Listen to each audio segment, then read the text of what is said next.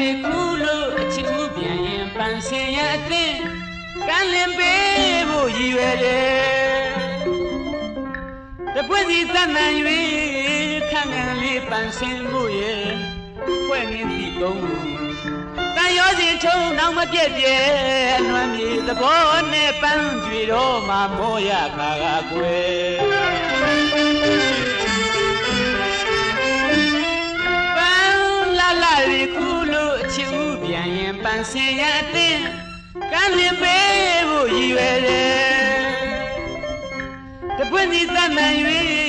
ခန့်ခံလေးပန်းစင်ဖို့ရဲ့ဖွဲ့ငင်းစီကုန်းတန်ရောစဉ်ထုံနောက်မပြည့်ပြဲအလွမ်းမြေသဘောနဲ့ပန်းကြွေတော့မှမောရခါကကွယ်ချစ်သူတော်နဲ့လွမ်းရသူတောင်း